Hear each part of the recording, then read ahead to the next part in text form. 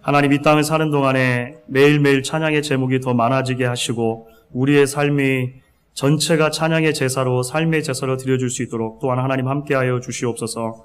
이 시간에 주의 말씀 듣기를 원합니다. 하나님 부족을 연약한 종을 사용하여 주시되 설교자를 뚫고 하나님께서 이 시간도 사랑하는 주의 백성들을 만나주시는 복되고 귀한 시간 될 수 있도록 하나님 온전히 사용하여 주시옵소서. 주께 모든 것을 부탁드리고 감사드리며 예수님의 이름으로 기도했습니다. 아멘. 사람이 살아가는 데 있어서 이 먹는 것의 문제는 참 중요한 것 같습니다. 의식주 가운데서도 가장 기본이 되는 것이 이 먹는 것의 문제이기 때문에 그렇죠. 그래서 사실 우리나라에 이 먹는 것과 관련된 많은 속담들이 있는 것을 여러분들 알고 계실 것입니다. 금강산도 식후경이다 라든지 수염이 석자라도 먹어야 양반이다 라든지 먹는 것이 남는 것이다 이런 것도 있습니다. 이거 속담은 아니지만 이 군대에서 일반적으로 일반 사병들 사이에 통용되는 이런 이야기도 있다고 그래요. 작전에 실패한 지휘관은 용서할 수 있어도 배식에 실패한 지휘관은 용서할 수 없다. 장교들 아마 잘 모르신 것 같은데 사병들 안에는 뭐 이런 이야기가 있다고 합니다. 그러니까 인간이 생존하는 데 있어서 가장 근본이 되는 이 먹는 것의 문제가 해결이 되지 않으면 그 다른 어떤 것들도 잘 사실 신경이 쓰여지지 않는다고 하는 것이죠. 먹는 것의 문제가 그만큼 중요하다라고 하는 것을 사실 우리가 체험적으로도 알고 있고 역사 속에서도 알고 있고 그렇게 되는 것 같습니다. 오늘 말씀은 소위 우리가 오병이어의 기적이라고 알고 있는 예수님의 이적의 이야기가 됩니다. 예수님께서 수만 명이나 되는 배고픈 군중들을 떡 5개, 물고기 2마리로 먹이셨다라고 하는 이야기가 되는 것이죠. 사람이 살아가는 데 있어서 이 먹는 것만큼 중요한 것이 없으니까 이 이야기 자체도 많은 사람들의 기억 속에 생생하게 남아 있었던 것 같습니다. 그래서 우리가 가지고 있는 신약 성경에는 복음서가 4개가 있지 않습니까? 마태복음, 마가복음, 누가복음, 요한복음. 이 4복음서에 모두 이 오병이어의 기적의 이야기는 기록이 되어져 있습니다. 그러니까 그만큼 초대교회 신앙의 공동체에 있어서 이 이야기가 굉장히 중요하고 유명한 이야기로 이제 회자되고 있었다라고 하는 것을 우리가 알게 되는 것이죠. 뿐만 아니라 지금도 이 오병이어의 기적은 그리스도인들이건 비그리스도인건 막론하고 예수께서 성경에 나오는 예수께서 일으키셨던 기적이라고 이야기를 한다면 그 가운데 아마 가장 많은 사람들에게 알려져 있는 그런 익숙한 이적 중에 하나가 아닌가 이렇게 생각을 하게 되는 것입니다. 하지만 여러분 오늘 말씀을 우리가 찬찬히 조금 살펴보게 되다 보면 우리는 이 오병이어의 기적이 단순하게 예수님께서 사람들의 고픈 배를 채워주신 이야기에서 그치지 않는다는 것을 보게 되어집니다. 이게 무슨 말입니까? 오늘 말씀의 주제를 한마디로 요약해보라 이렇게 한다면 오늘 이 오병이어의 기적을 한마디로 요약했을 때 그것이 예수만 있으면 평생 배고플 염려 없음 이것이 아니라고 하는 것이죠. 그렇죠? 예수님만 계시면 언제든지 먹을 수 있음 이런 것을 조금 더 넘어서는 이제 이 오병이어의 사건을 통한 영적인 의미가 사실 말씀 속에서 우리에게 주어지고 있다고 하는 것입니다. 그래서 오늘 우리가 특별히 이렇게 2013년도의 마지막 주일 예배로 하나님께 드리는 가운데 이 오병이어의 기적을 함께 나누면서 하나님께서 우리 각자에게 주시는 영적인 의미를 함께 나누고 또 은혜를 나눌 수 있으면 좋겠다 생각되는 것입니다.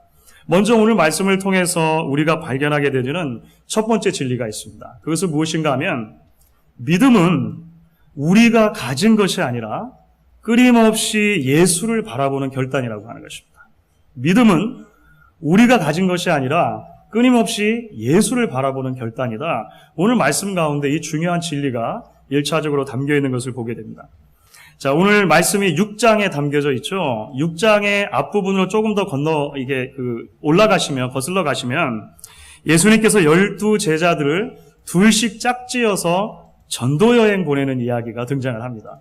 그러니까 오늘 이야기는 그렇게 전도 여행을 갔던 제자들이 예수님께 돌아와서 예수님 앞에 사역의 보고를 상세하게 드리는 것으로 시작을 해요.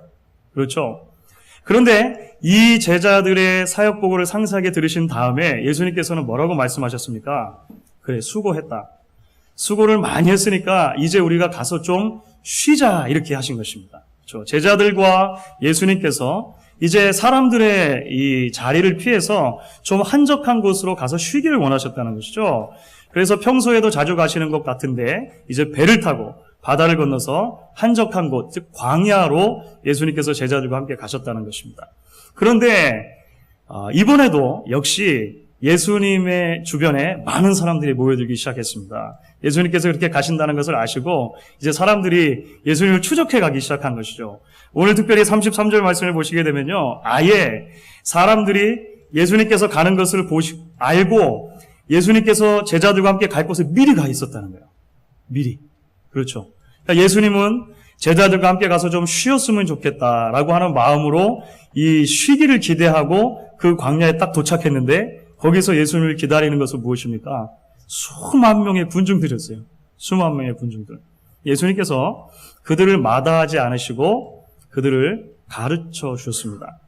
34절 말씀해 보시면 이렇게 기록이 되어 있죠. 예수께서 나오사 큰 무리를 보시고 그 목자 없는 양 같음을 인하여 불쌍히 여기사 이에 여러 가지로 가르치시다. 예수님께서는 오히려 길을 인도해 줄 목자가 없이 이 세상 가운데서 이리저리 유리하고 방황하는 것 같은 그 인생들 불쌍히 여기셔서 그들에게 최선을 다해서 하나님 나라의 진리를 가르쳐 주셨다고 하는 것이죠. 그런데 그렇게 가르치시다 보니까 시간이 많이 흘렀습니다. 전하는 사람에 듣는 사람이나 이 가르침과 듣는 것에 빠져 있다 보니까 시간이 흘러서 해가 지고 이제 저녁 먹을 시간이 훌쩍 넘긴 시간까지 이르게 됐다라고 하는 것이죠. 이렇게 해가 저물자 제자들의 마음속에 번뜩 드는 생각이 있었습니다. 이 사람들의 식사 문제를 어떻게 해결하느냐 이것이었습니다. 우리 어머니들 같으신 경우에는 하루 종일 어디에 있든지 간에 가족의 식사를 어떻게 해결할까 염려하시죠. 염려 안 하십니까? 우리 부역장님들 같으신 경우에는 이번 주일날 우리 교회 성도들을 어떻게 먹일 것인가 이 염려하시잖아요. 그렇죠. 이 먹는 것을 어떻게 해결할까 염려하는 마음 제자들에게도 생겼다라고 하는 것이죠. 그래서 아무것도 먹지 못하고 하루 종일 이제 들판에 있는 이 군중들을 가까운 마을로 좀 흩어보내가지고 알아서 저녁 식사를 해결하고 오도록 하자라고 하는 그 합리적인 그런 대안을 제자들이 제시하게 되는 것입니다. 35절과 36절인데 한번 같이 한번 읽어보도록 하겠습니다. 35절, 36절입니다. 때가 저물어 가매 제자들이 예수께 나와 여짜오되 이곳은 빈들이요 때도 저물어 가니 무리를 보내어 두루 촌과 마을로 가서 무엇을 사 먹게 하옵소서. 사실 대단히 합리적인 제안이죠. 음식을 구할 수 없는 빈들이고 날이 이미 저물었고 수만 명의 군중이 배가 고픈 상황에서 아마 제자들이 생각해낼 수 있는 최선의 것이었다 이렇게 생각이 듭니다. 그런데 예수님께로부터 돌아온 대답은 퍽 당황스러운 것이었습니다. 예수님께서 뭐라고 얘기하시냐면 너희가 먹을 것을 주어라.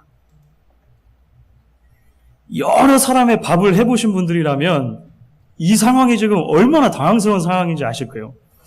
아무것도 준비가 된 것이 없는데 수만 명의 사람들을 너희가 먹을 것을 주어라. 이렇게 예수님이 말씀하신다고 하는 것이죠. 말씀드린 것처럼 제자들은요, 지금 이제 막 전도여행에서 돌아온 참이었습니다. 그렇죠.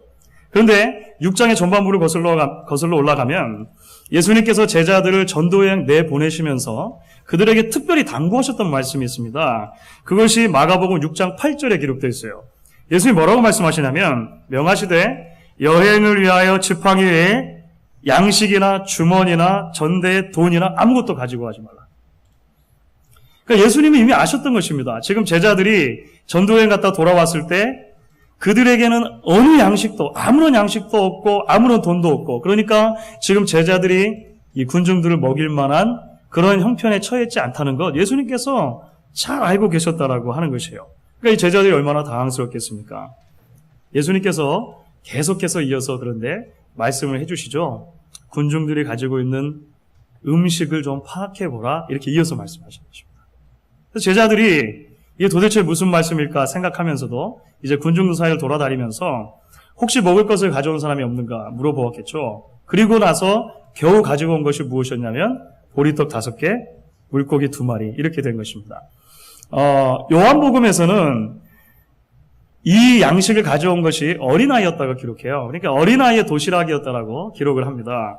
요한복음 6장 9절에 보니까 이렇게 기록이 되어 있습니다. 여기 한 아이가 있어 보리떡 5개와 물고기 2마리를 가졌나이다. 그렇죠? 그리고 나서 제자들이 거기다 덧붙입니다. 마가복음에는 나와 있지 않은데 요한복음에 이렇게 덧붙였다는 거예요. 그러나 그것이 이 많은 사람에게 얼마나 되겠습니까? 그러니까 제자들은 지금 아무것도 기대하고 있지 않은 것입니다. 상식적으로 볼 때 어떤 일이 일어날 수 있을 것이라고 제자들은 아무런 기대도 하고 있지 않다라고 하는 것이죠. 그런데 여러분, 우리가 잘 아는 것처럼 놀라운 일이 일어나는 것입니다.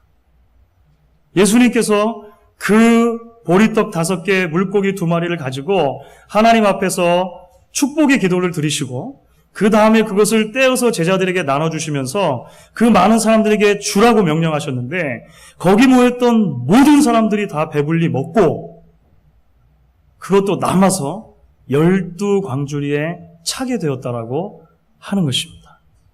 그야말로 할렐루야죠. 근데 이게 상식적으로 도저히 이해가 안 되는 사건입니다, 사실. 그렇죠? 어떻게 이런 일이 일어날 수 있냐라고 하는 것이죠. 그래서 사실은 기적을 믿지 않는 학자들도 있습니다. 성경을 연구하는 학자들 가운데 기적을 믿지 않고 그냥 어떻게든지 자연적으로 좀 설명을 해보려고 하는 학자들이 있어요. 그래서 그런 학자들은 이 오병이어의 기적을 어떻게 설명해버리냐면 제일 유명한 설명 중에 하나가 이것입니다. 도시락 이론인데요. 그 어린아이가 도시락을 자발적으로 꺼내놨지 않습니까? 그러니까 주변에 있었던 어른들도 사실은 다 도시락을 갖고 왔다는 거예요. 사실은 자기가 위급할 때 먹으려고 다 숨겨놨었는데 어린아이가 내어놓으니까 마음에 감동이 돼가지고 주변의 어른들도 전부 다 도시락을 꺼내놨더라. 그래가지고 이 벌판에서 수만 명이 도시락 파티를 벌인 거죠. 그냥 그렇게 해석해버리는 것입니다. 이게 설명이 안 되니까 그래요. 기적을 믿는다 하더라도 그렇습니다. 기적을 믿는 사람들에게도 이 기적을 어떻게 설명할까? 그러니까 도대체 실제로 무슨 일이 일어난 것인가를 설명하는 게 쉽지 않아요. 그렇죠? 여러분들 한번 상상해 보십시오. 오병이어 기적이 어떻게 일어났을까? 예수님이 축사하시는 순간 갑자기 뻥튀기가 된 것입니다. 막 보리떡이 엄청나게 커지고 조그마했던 물고기가 막 고래만큼 커지고 뻥튀기가 됐을까? 아니면 제자들을 통해서 나누어 주실 때마다 떼어주면 떼어준 곳에 또 생기고 떼어주면 또 생기고 자꾸 그렇게 해가지고 나눠줄 것인가? 여러분들 어떤 상상을 하십니까? 상상이 잘 안 되죠. 상상이 잘 안 되는 게 맞습니다. 왜냐하면 어떻게 이해를 해도 상식적으로는 잘 이해가 안 되기 때문에 그렇습니다. 그런데 성경은 어떻게 그것을 나눠줬는가에는 관심을 가지고 있지 않아요. 그렇죠. 오히려 성경의 관심은 어디에 있습니까? 우리의 관심이 사실 그것이 되어야 하는 것인데요. 성경의 1차적인 관심은 분명한 것이죠. 믿음은 우리가 가진 것이 아니라 끊임없이 예수님을 바라보는 결단이어야 한다는 것을 오늘 말씀은 이야기하는 것입니다. 우리가 지금 가지고 있는 것이 한 움큼도 되지 않지만 예수님께서 사용하시면, 예수님께서 역사하시면 하나님의 놀라운 일, 우리의 머리와 우리의 가슴으로 다 담을 수 없는, 이해할 수 없는 놀라운 일이 일어난다라고 하는 것을 오늘 말씀이 우리에게 이야기를 해주는 것입니다. 주 안에서 사랑하는 성도 여러분, 이 말씀이 한 해의 끝자락에 서서 새로운 한 해를 바라보는 우리에게 얼마나 많은 위로와 도전이 되는지 알 수가 없습니다. 개인적으로 저는 목양교회 담임 목사로 사역을 시작한 것이 이제 만 2년이 되어가고 있습니다. 여러분들 믿어주십니까? 참 시간이 빠르죠. 한 해 마지막에 서서 하나님 앞에 무릎을 꿇고 기도할 때마다 마음속에 지속적으로 다가가는 부담이 있습니다. 풀타임 사역의 경험이 이전에 전혀 없었고 담임 목회의 경험도 전무했던 제가 목양교회 담임 목사로 섬기면서 정말 많은 성도님들의 뜨거운 사랑과 많은 격려를 받았습니다. 그럼에도 불구하고 시간이 흐를수록 제가 발견하는 것은 내 안에 있는 엄청난 한계들과 연약함들이 발견하게 돼요. 제가 잘할 수 있는 일이 있는 반면에 제가 잘 못하는 일이 훨씬 더 많다는 것을 시간이 지날수록 발견하게 됩니다. 제가 가지고 있는 은사가 있는 반면에 제가 가지고 있지 않은 은사가 훨씬 더 많다는 것을 발견하게 돼요. 교회를 섬기기 위해서 슈퍼맨이 됐으면 참 좋겠는데 보니까 제가 슈퍼맨이 아닌 거예요. 때로는 제가 잘할 수 있다고 생각했던 부분들, 자신 있다고 생각했던 부분들조차도 사실은 하나님 앞에서 참 미숙하고 아직도 훈련이 많이 부족하구나라고 하는 것을 발견하게 됩니다. 그리고 그런 것들을 생각할 때마다 목회자로서 목양을 감당할 때 점점 자신감을 잃어가게 되진 않는가, 이런 생각이 문득문득 마음속에 들 때도 있는 것 같습니다. 동시에 2년 정도가 되니까요, 우리 교회가 가지고 있는 장점과 약점들도 보이기 시작합니다. 많은 장점들과 아름다운 부분들이 우리 안에 있지 않습니까? 그럼에도 불구하고 오랜 시간 지나왔던 과거의 경험들이 여러 성도님들의 가슴 속에 깊은 상처로 남아있는 것을 발견하게 돼요. 때로 성도들 사이에 뿌리내린 깊은 불신이 있는 것도 보고, 어떤 면에서 보면 신앙적인 피해의식과 영적인 의미에서 열등감 같은 것이 존재한다고 하는 것도 보게 됩니다. 그래서 우리 안에 과연 어떤 변화가 일어날 수 있을까? 우리 교회에 정말 하나님이 기뻐하시는 부흥이 일어날 수 있을까? 여전히 불신하고 아무런 기대도 하지 않는 모습들도 있는 것을 보게 됩니다. 그러다 보니까 참 2년 동안 하나님의 말씀을 붙들고 뿌렸던 그 말씀의 씨앗들이 과연 얼마만큼의 열매를 맺어가고 있는가? 이제 해마다 목사 입장에서 돌아보지 않겠습니까? 하나님 앞에 진지하게 생각해보는 그런 시간들도 되는 것 같습니다. 그런데 오늘 말씀을 준비하고 오늘 말씀을 묵상하는 가운데 이 말씀이 전해주는 아주 단순한 진리가 제 마음 깊은 곳에 와 닿게 되었습니다. 내가 가지고 있는 것, 내가 가지고 있지 않은 것이 1차적인 문제가 아니라 내가 예수님께 집중하지 못하는 것이 가장 큰 문제라고 하는 것을 발견하게 됩니다.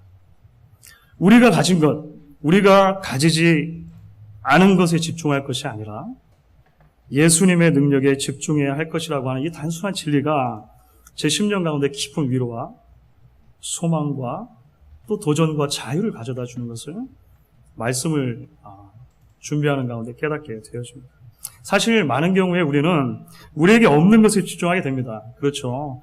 우리가 가진 한계에 집중하게 되고 우리가 가진 것들에 보잘것없음에 집중하게 됩니다. 그러다 보면 그러나 이것이 이 많은 사람들에게 얼마나 되겠습니까? 라고 예수님께 항변했던 제자들과 같이 우리도 그렇게 이야기할 때가 굉장히 많다는 것을 발견하게 되어집니다. 하지만 하나님께서는 우리가 우리의 문제에 집중되었던 눈을 들어서 예수님께로 집중하기를 원하신다는 것을 말씀을 통해 발견하게 됩니다. 우리가 가진 한계보다 우리 자신보다 예수님께서 훨씬 크다고 하는 것이 오늘 말씀 가운데 우리에게 증언해주고 있는 이야기이기 때문에 그렇습니다. 우리가 해야 될 일은 무엇입니까? 가지고 있는 것 그냥 그대로 가지고 와서 주님께 드리는 것이죠. 그리고 주님께서 그것 가지고 역사하기를 기대하는 것일 것입니다. 오병이어와 같은 우리의 모습, 연약한 모습을 있는 그대로 주님께 가지고 나와서 그 주님 발 앞에 내려놓고 주님께서 이것을 통해 일하실 것이라고 하는 그 겸손한 기대가 새로운 하나님의 역사를 일으킬 것이라고 하는 사실을 우리가 같이 한번 기억할 수 있으면 좋겠다라고 하는 것입니다. 이제 그렇기 때문에 저는 오늘 좀 더 나아가서 오늘 말씀해 주시는 두 번째 영적인 진리를 함께 묵상해 보기를 원합니다. 그것은 우리가 가진 것이 아니라 예수님께 집중하기 위해서 우리가 매일의 삶 속에서 생명의 양식이 되시는 예수를 누려야 한다라고 하는 것입니다. 오늘 말씀이 조금 더 깊은 영적인 의미로 들어가면 이제 거기까지 우리를 이끌고 가게 됩니다. 이미 말씀드렸던 것처럼 오병이어의 기적은 네 복음서 모두에 기록이 되어 있습니다. 특별히 요한복음에 기록된 오병이어의 사건은 그 이면에 담겨있는 영적인 의미에 대해서 굉장히 자세하게 우리에게 설명을 해주고 있습니다. 도대체 왜 예수님께서 배고픈 사람들의 배를 채워주셨는가라고 하는 아주 본질적인 질문이죠. 도대체 왜 밥을 주셨는가라고 하는 것입니다. 요한복음은 그 궁극적인 목적이 무엇이냐라고 설명하냐면 그 사건을 통해서 예수님 자신이 생명의 양식이라고 하는 것을 깨닫게 하기 위해서 예수님께서 육신의 양식을 주신 것이다. 이렇게 설명을 합니다. 요한복음 6장 35절입니다. 여러분들 우리 같이 한번 읽어보시면 좋겠는데요. 요한복음 6장 35절을 같이 읽겠습니다. 예수께서 가라사대 내가 곧 생명의 떡이니 내게 오는 자는 결단코 줄이지 아니할 터이요 나를 믿는 자는 영원히 목마르지 아니하리라. 이 말씀을 하시고 싶어서 사실은 예수님께서는 오병이어의 기적 일으켜 주셨다라고 하는 것입니다. 그러면서 예수님께서는요, 요한복음에 계속되는 메시지에서는요, 자기 자신을 구약의 만나와 비교를 하십니다. 여러분들 만나가 무엇입니까? 광야 생활했던 이스라엘 백성들에게 하늘로부터 내려졌던 기적 같은 양식입니다. 전무후무한 것이죠. 어느 누구도 하늘에서 매일매일 먹을 양식이 내리는 걸 기대하지도 못했고 상상하지도 못했는데 이스라엘 백성들은 척박한 광야를 40년 지내는 동안 하루도 빠지지 않고 만나가 내리는 것을 경험했다라고 하는 기적이죠, 기적. 그야말로 놀라운 하나님의 능력이 만나를 통해 나타납니다. 그런데 그 만나에도 한계가 있었다라고 예수님은 얘기해 주세요. 그 만나의 한계가 무엇입니까? 한 번 먹고 끝나는 것이 아니라고 하는 것입니다. 만나도, 하늘에서 내린 만나도 오늘 먹으면 배가 고파지는 거예요. 그래서 내일 또 먹어야 되는 것입니다. 두 번째 문제는 뭐냐면 하늘에서 내려오는 만나를 먹어도 때가 되면 죽는다는 것입니다. 그 만나가 영원한 생명까지는 주지 않더라라고 하는 것이죠. 예수님께서는 그래서 요한복음에 계속되는 이야기에서 우리에게 이렇게 이야기를 해주십니다. 요한복음 6장 48절부터 50절입니다. 내가 곧 생명의 떡이라 너희 조상들은 광야에서 만나를 먹었어도 죽었거니와 이는 하늘로서 내려오는 떡이니 사람으로 하여금 먹고 죽지 아니하게 하는 것이라. 이는 본인을 말씀하시는 것입니다. 나는 하늘로서 내려오는 떡이니 사람으로 하여금 먹고 죽지 않게 하려는 것이다. 여러분 영어 표현에 We are what we eat 라고 하는 말이 있습니다. 그러니까 그 사람이 먹는 것을 보면 그 사람을 안다는 거죠. 그 사람이 먹는 것이 곧 그 사람이다. 뭐 이렇게 이제 되는 그런 이야기가 있습니다. 여러분 주님께서 오병이어의 기적을 통해서 기대하신 것이 무엇입니까? 단지 그들이 육신의 떡만을 먹고 배부른 것, 그것이 예수님이 기대하셨던 다가 아니라고 하는 것이죠. 그 떡을 주시는 예수님께 집중하고 그 생명의 떡 되시는 예수를 먹기를 원한 것이죠. 그 예수님을 떼어 주심으로 그 예수님을 먹고 그 예수님과 교제하고 그 예수님을 알고 그 예수님을 섬기는 자리에 가기를 주님께서 원하셨다라고 하는 것입니다. 그런데 많은 사람들은 육신의 떡을 먹는 것에만 만족할 뿐 예수님께로 가지 않았습니다. 그래서 예수님께서는 그것을 안타까워 하셨죠. 결국 그들은 예수의 사람이 되지 못했다는 것입니다. 카일 아이들맨이라고 하는 사람이 작년에 그 책을 하나 썼습니다. 제목이 Not a Fan이라고 하는 제목입니다. 한국말로는 팬인가 제자인가라고 하는 제목으로 번역이 됐어요. 2012년도에 출판이 됐는데 지난 한 1년이 좀 넘는 기간 동안에 미국도 그렇고 한국도 그렇고 거의 기독교계에서 베스트셀러 자리에 올랐습니다. 팬인가 제자인가 굉장히 좋은 책입니다. 이 저자가 이야기하는 게 이런 겁니다. 예수님을 따르는 많은 사람들이 있었는데 그 중에 대다수는 팬이었다는 거예요. 팬 아시죠? 팬. 그 따라다니는 사람들이었습니다. 오빠 부대 뭐 이런 거 있지 않습니까? 이런 거 말하는 거예요. 그러니까 예수님의 이적을 보여주시고 가르침을 보여줄 때 우와 하면서 예수님 주변에 모여드는 팬들이 굉장히 많았다는 거예요. 그런데 팬들의 그 습성은 무엇입니까? 그 행사가 지나면 또 싹 빠져나가는 거예요. 그렇죠? 전혀 그 분과 관계없는 삶을 그대로 사는 것입니다. 그리고 또 내 마음이 동하면 가서 우와 하는 것이죠. 반면에 제자들은 누구입니까? 예수님을 만나서 그분께 전적으로 항복한 사람들이죠. 그래서 주님을 따르면서 요구되어지는 순종과 헌신과 이러한 모든 희생을 기꺼이 드리는 사람들이다라고 하는 것을 우리가 발견하게 됩니다. 그러니까 이 분의 표현대로 하면, 이 책의 표현대로 하면 육신의 떡만을 먹고 예수를 먹지 않은 사람들은 팬이 되는 거죠. 그렇죠. 육신의 떡만 먹은 사람들은 그저 팬이라고 하는 것입니다. 제자들은 어떤 사람들입니까? 육신의 떡을 넘어서서 그 이면에 예수님께서 정말로 기대하셨던 모습, 예수님을 먹는 것이죠. 예수님을 만나는 것이죠. 그 예수님과 교제하고 그 예수님께 순종하는 사람들, 그들을 제자들이다, 이렇게 부를 수 있다라고 하는 것입니다. 주 안에서 사랑하는 성도 여러분, 예수님께 집중하기를 원하십니까? 우리가 가진 작은 것을 통해서 역사하시는 오병이어의 기적을, 그 기적이 오늘도 우리에게 일어날 수 있기를 기대하시고 소망하십니까? 오늘 말씀은 우리에게 거꾸로 되묻는 것이죠. 그렇다면 우리가 정말로 예수 안에 거하고 있는가라고 하는 것입니다. 매일매일의 삶 속에서 예수님과 교제하고 그분을 경험하고 그분을 누리고 있는가, 그분을 먹고 있는가, 오늘 말씀 우리에게 되묻고 있습니다. 이제 2014년 새해가 밝아오고 있습니다. 바라기는 우리가 가진 것 혹은 가지지 못한 것이 아니라 끊임없이 예수님을 바라보며 그분에게 집중할 수 있는 한 해가 되기를 소망합니다. 더 예수님을 알아가고 그분을 누리는 한 해, 그 주님의 부르심에 믿음으로 응답하며 순종할 수 있는 새해가 될 수 있기를 저는 간절히 기대하고 소망합니다. 그래서 우리는 또 시간이 흐르면 새해 다가오는 그 새해의 마지막에 또 서게 될 것입니다. 그렇게 그 새해의 마지막에 섰을 때 힘들었지만 예수님과 동행하며 예수님을 알아가며 예수님을 먹는, 예수님을 취하는 그 삶이 하나님 앞에 간증이요 찬송이었노라, 그렇게 고백할 수 있는 저와 여러분들이 될 수 있기를 주의 이름으로 간절히 축복하고 소망합니다.